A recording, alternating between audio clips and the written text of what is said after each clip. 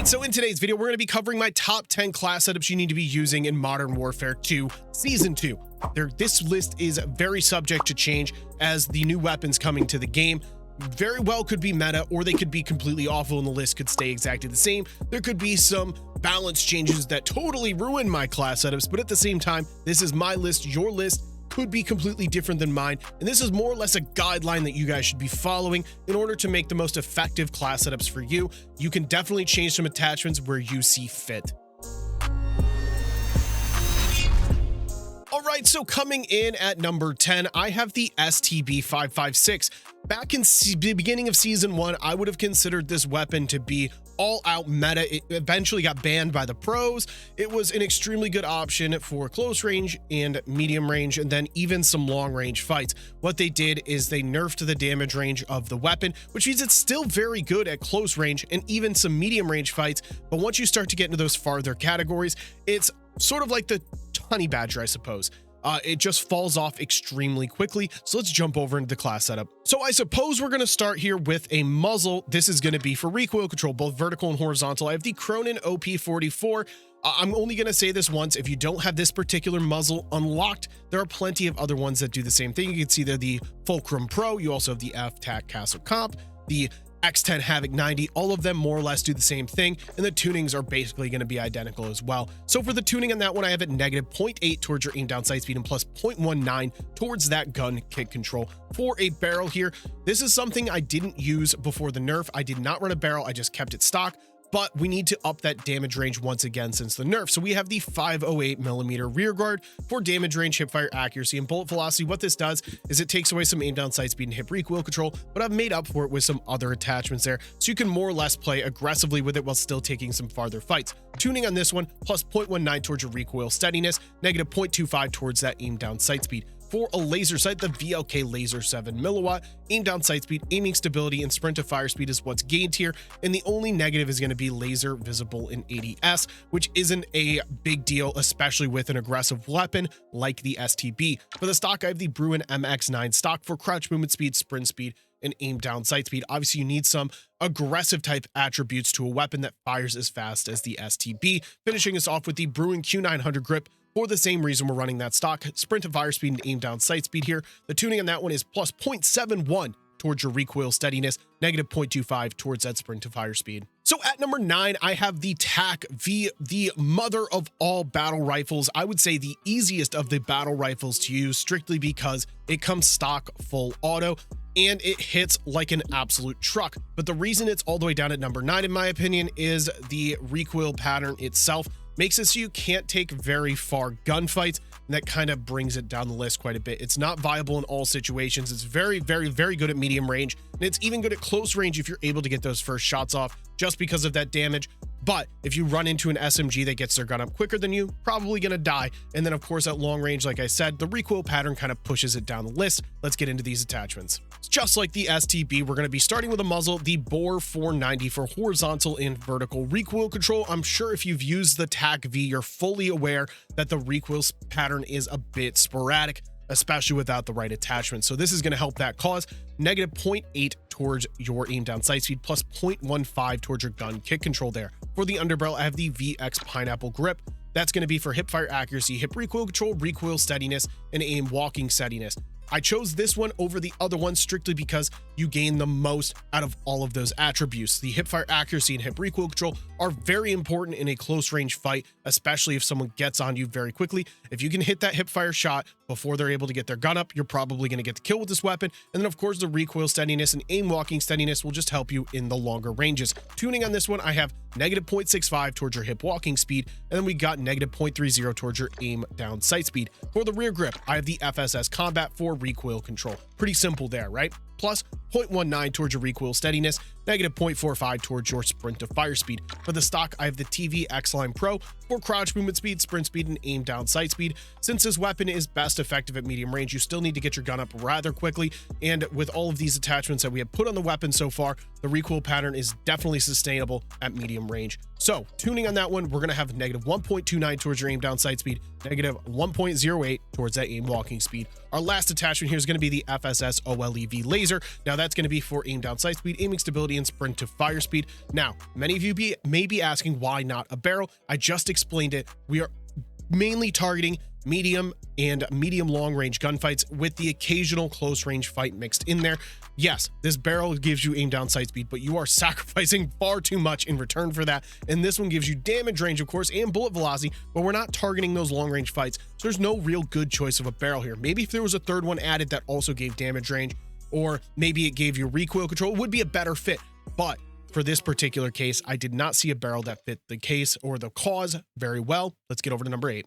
So at number 8, we're gonna have the Fennec 45, the fastest firing SMG in the game as of right now. The thing's an absolute animal at the map at close range. I mean, this thing honestly outcompetes shotguns in my opinion in a lot of cases, but it really falls off at medium and of course longer ranges, and you run out of ammo extremely quickly. But for the most aggressive of players, this weapon is an absolute monster on the map. For small maps like Shipment, there's not really a better choice of weaponry. Once again, starting with a muzzle, I have the Lockshot KT85 for vertical and horizontal recoil control. We're going to quickly jump through the tuning, -0.8 towards your aim down sight speed, plus 0.90 towards the gun kick control. Now, for the underbarrel, I have the Bruin Warrior Grip. That's going to give you hip fire accuracy, hip recoil control, aim walking steadiness, and recoil steadiness. Much like the Taq V, there's a big difference here though. Obviously, with an SMG that fires this quickly, you want that hip fire accuracy. The recoil steadiness and aim walking steadiness are kind of the back foot to that, in my opinion. You want that hip fire over that recoil steadiness just because of how aggressive you're playing. The recoil control isn't as important, but with that being said, you do need it in the event you're taking a medium range fight and you need that lower style of recoil. So tuning, -0.80 towards your hip walking speed, -0.40 towards your aim down sight speed. For the magazine, I have the 45 round mag. You're really the only viable choice. If anybody tells you this double tap is good, they are lying. It is not very good. It's not good. Maybe if it had more than 12 rounds in the magazine, it would be good. But I mean, in reality, you're getting like 2 or 3 kills with that, reloading really quickly. But with that being said, this weapon's so fast firing that I do think a magazine is necessary here. And 45 does feel like enough, especially while running fast hands. So over to the rear grip, I have the Fennec rubber grip for sprint to fire speed and aim down sight speed. Tuning on that one, +1 towards your recoil steadiness and -0.25 towards that sprint to fire speed. Our last attachment is the Agile Assault 7 stock for sprint speed, aim walking speed, crouch movement speed, and aim down sight speed. Obviously, those are a bunch of great attributes to be improving while running the most aggressive of SMGs in the game. Let's get into the tuning here, where we have it -2.84 towards your aim down sight speed, -1.16 towards that aim walking speed.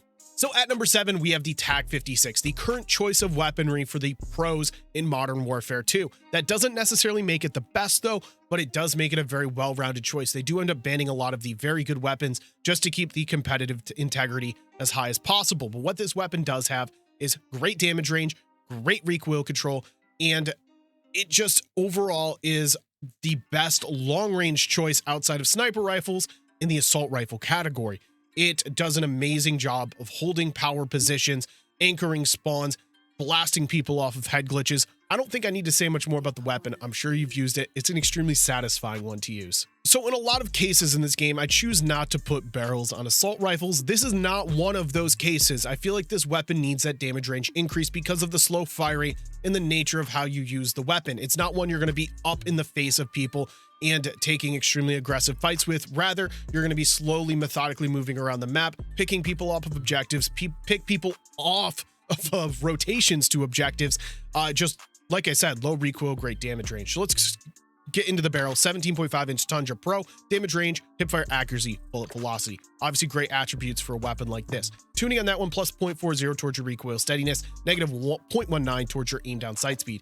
For the underbarrel of the FSS Shark Fin 90. So this only gives you aiming idle stability, but what we can do is tune the attachment here, plus 0.80 towards your recoil stabilization and -0.21 towards your aim walking speed. And you can see we're only taking away a tiny bit of aim down sight speed in return. Whereas let's say we were going with a different one, the X10 Gravedigger, you can clearly see on the red bar between walking speed, things like that, we're sacrificing far too much, and the red bar is much bigger than it would be the Shark Fin 90. For the ammo type here, I'm going with high velocity to help your bullets connect extremely quickly, especially in the longer range fights.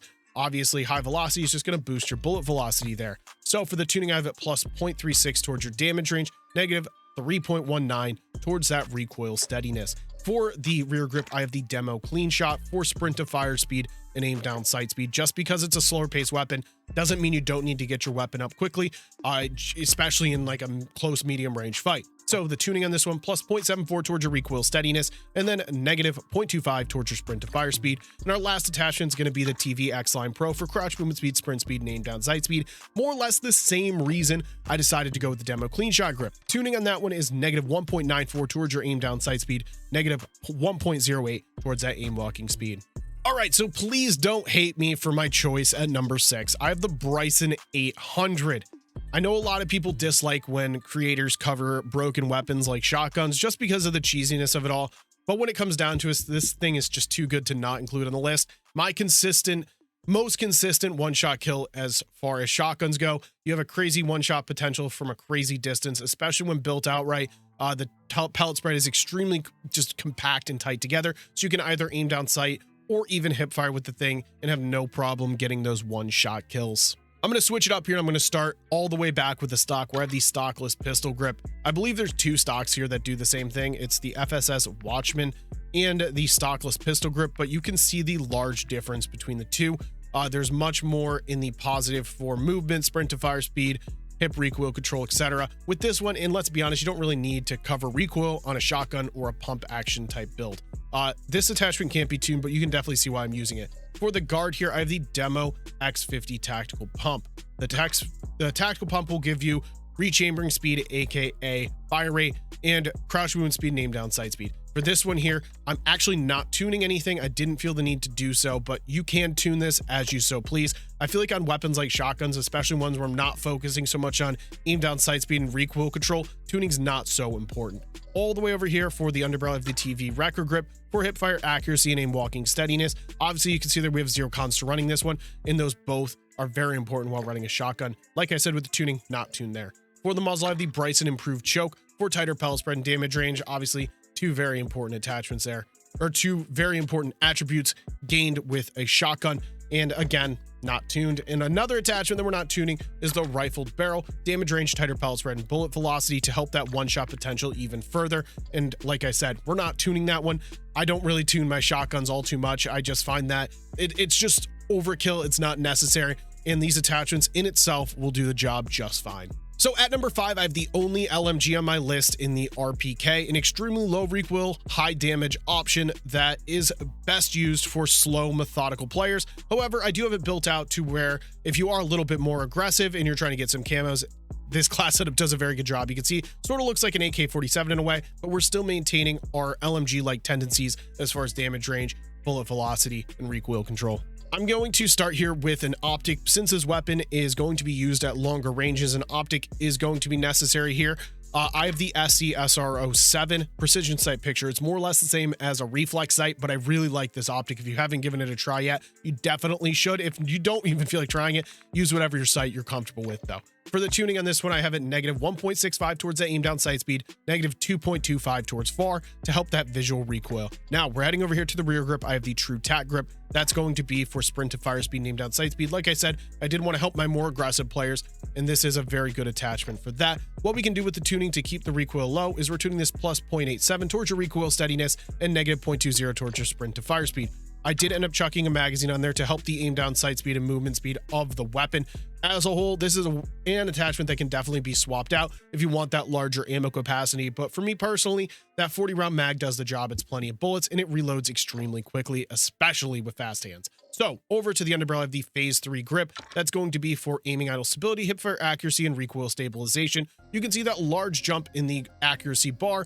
It's a very important attachment. We're mainly targeting that recoil stabilization there. For For the tuning on this one, I have it -0.36 towards your aim down sight speed and -0.25 towards your aim walking speed. And our last attachment is going to be the Lockshot KT85 muzzle for vertical and horizontal recoil control. For the tuning on that, we have it -0.34 towards your aim down sight speed and +0.20 towards that gun kick control. So at number 4, I have the Kastov 762. I'm sure not many of you are surprised to see this in my top 5. I would say this is one that can definitely swap between a lot of places on a lot of people's lists. High damage, really, I wouldn't say aggressive, but is definitely a weapon you want to stick to a medium and close range with because of the high damage, and the recoil can be a bit sporadic when you get into the longer range fights. I'm not talking 30 meters, I'm talking like 60 meters. So 30 meters is a very comfortable range with this weapon that you should be hitting all your shots with. Let's get started here with a laser sight, the FSS OLEV for aim down sight speed, aiming stability, and sprint to fire speed.